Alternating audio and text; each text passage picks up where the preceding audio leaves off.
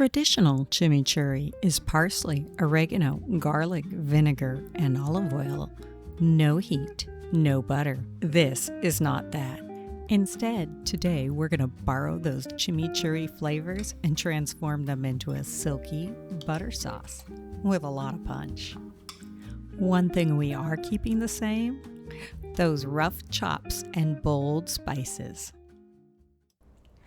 I'm pairing the sauce today with a lovely grilled flank steak. This steak will give us that smoky charred flavor we expect with chimichurri. And you'll see how using the same butter sauce formula we've been building all series can carry flavors from completely outside its home tradition. That's today's lesson. Preheat your grill to medium-high, about 450 to 475 degrees. Lid down. Give it a full 10 to 15 minutes. You want real heat before that steak goes anywhere near those grates. Season with salt and pepper, then lay the steak down. You're listening for that sear. That's the sound you want. 4 to 5 minutes on the first side, undisturbed. Don't move it. Flip once. Another 4 to 5 minutes on this side. Flank steak is thin and cooks fast, so it isn't a long process. The whole cook is under 10 minutes. Off the grill, and we're going to let it rest. The temperature should read between 130 and 135 degrees for medium rare. It'll climb a few more degrees. Now the hardest part of this whole segment. Walk away. Rough chop your garlic, parsley, and oregano. Traditional chimichurri is never smooth, and we're keeping that texture even though the base of this sauce is different. If you can't find fresh oregano, dried works. Use 1 teaspoon of dried for every tablespoon of fresh. Red wine vinegar, red pepper flakes, salt, and pepper go into the pan over low heat. Just warm it through. We're not reducing. Here's the twist on this one today. Traditional chimichurri is oil and vinegar. They never really combine. They just, sit together in the bowl. I want this sauce to actually cling to the steak. So we're going to mount cold butter into this base, keeping it on very low heat, and we will lift the pan off the burner if things start moving too fast.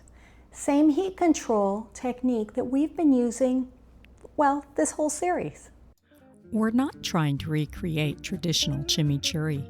We're borrowing its flavor profile and rebuilding it using French butter sauce techniques. That's why this isn't chimichurri with butter. It's a chimichurri-inspired butter sauce. Mounting means whisking cold butter with controlled heat, a little at a time, so it melts slowly and combines, or as chefs might say, emulsifies. That's what gives a sauce real body, not just richness. It's the same move we used to build our beurre blanc and brown butter sauces earlier in the series. Same technique, borrowed flavors. That's the formula, traveling. Once the butter is fully incorporated, pull it off the heat. We'll let it sit for about 20 seconds. That brief pause keeps the residual heat from wilting our fresh herbs. Now fold in your garlic, parsley, and oregano, all raw, no heat. Fold gently, you still want that texture. What you'll notice now is that this sauce won't run off the steak the way a straight oil vinegar version would. That's the trade-off we made. A little less raw bite, but real body and cling in return.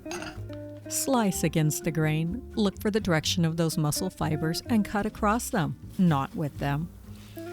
This is the difference between tender and chewy flank steak. For plating, I suggest fanning out those slices of steak and then spoon the sauce generously over the top. The steak is meant to be a little messy. Oh, my favorite part, I get to taste. Oh my gosh, do you see this? Look at how delicious this looks. Okay, I'm gonna dive right in there. Oh, and make sure I get a lot of that inspired chimichurri butter sauce on it.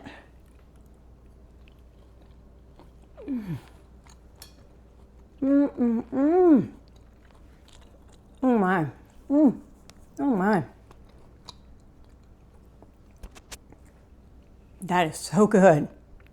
That is bold and fresh like chimichurri, but the texture of the sauce, it's completely different. It's smooth and buttery, while still bringing that sharp, bright edge that pairs so well with the smoky, charred flavor of the steak.